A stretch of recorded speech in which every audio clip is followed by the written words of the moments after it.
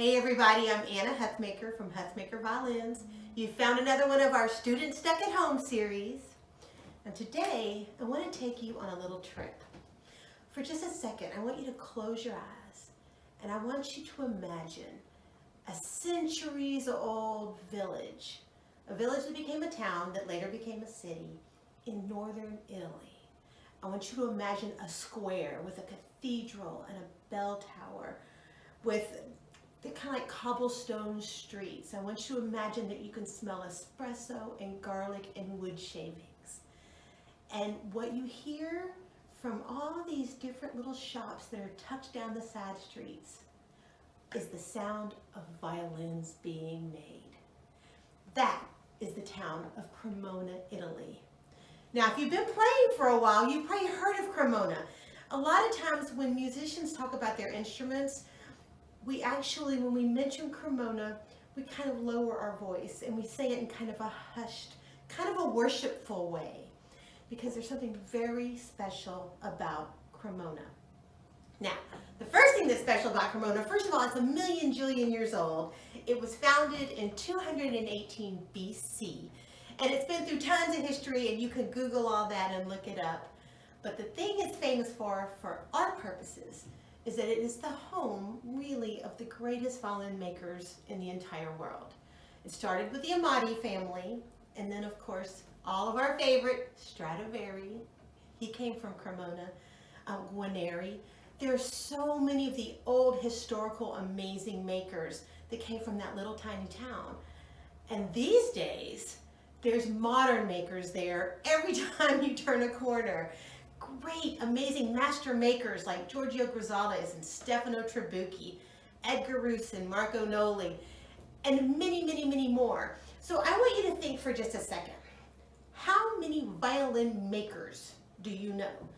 Now, if you don't count my violin shop stuff, I know one, maybe two, maybe three outside of our business. How many do you know?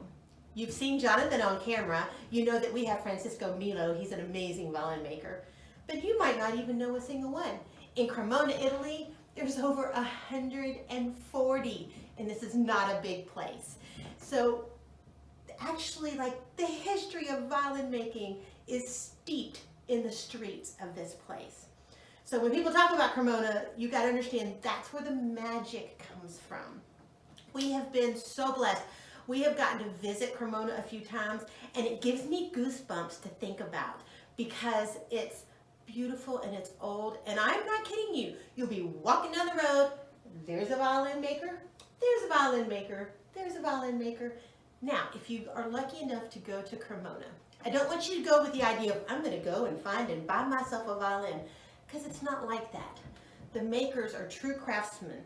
First of all, to be a Cremonese maker, there's a whole list of guidelines and things that you've got to fulfill. It's a very special deal to be called a maker in Cremona. And they usually work on waiting lists that are many, many years long. So a lot of the true master makers, they're only making 4, 5, 6 instruments themselves every year. So it's not like you walk in and there's like 15 violins hanging on the wall for you to look at, or 18 cellos. It's not like that. But if you call ahead and make an appointment, you might be lucky enough to visit one of their workshops. And you can see, historically, they're doing it the same way Stradivari used to do it. They're doing it with hand tools. And speaking of Stradivari, another really cool thing about Cremona, by the way, so I'm surrounded by Cremona here in case you can't tell. So I've got this is a beautiful lithograph on the wall, and that's historically what the square in Cremona looked like. The thing to know, there's a violin making school in Cremona, so if you want to become a violin maker, that's the place to go. You do need to know how to speak Italian, I'm just saying. But you can go, you can see these amazing violin makers, and if you're lucky, get to hear some of their instruments. The crown jewel, I think, right now of Cremona is the violin making museum they have there. You can actually see the tools that Stradivari himself used. You can visit Stradivari's grave. There's a statue. It's a really, really amazing place to go. And we're lucky. We've got a bunch of instruments from Cremona because we've been lucky enough to meet these makers. And when you meet them and you kind of rub up against some of the magic of the history, you can see why I think it's such an incredible place. Here's the final thing I want to talk to you about today with Cremona. So we've all been going through this world pandemic, and it's been quite awful. It hit northern Italy at the end of January. And by the very beginning of February, they were putting northern Italy, a lot of it, under complete shutdown quarantine. That included a lot of our beloved violin makers that are there in Cremona. Many of them lost family members to Corona. They all lost workshop time. They were all closed for a couple of months. Our wonderful friend Stefano Trabucchi put on Facebook the other day a video of the first day he got to open after being closed 2 months. And at the end of this video, I'm going to include that. I want you to watch it. You can see a little bit of the beauty and the history of Cremona, and you can see how incredible the spirit is there in that town and of the makers, because they're all opening their shops back up and getting back to the business of making amazing string instruments. Your homework for the day is I want you to go Google Cremona, C-R-E-M-O-N-A, and I want you to look at some pictures, do an image search so you can see the magic of this amazing place. And you know, if you get a chance, go on Facebook and look at some of these makers, send them messages, tell them we're all so glad they're back open. I'm Anna Huthmaker with Huthmaker Violins. Now I have to go plan on a plane ticket to Cremona.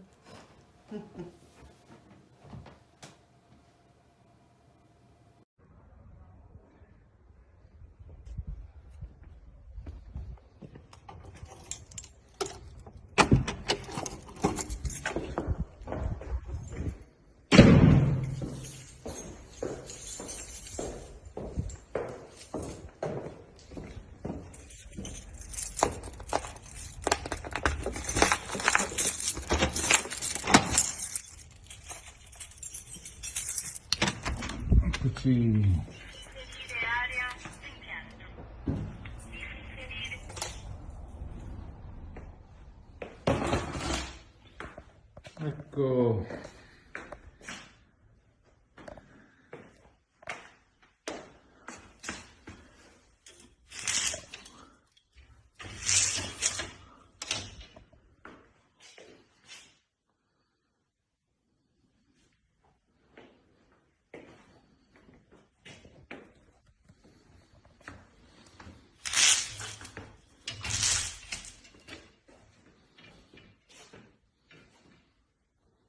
Restart.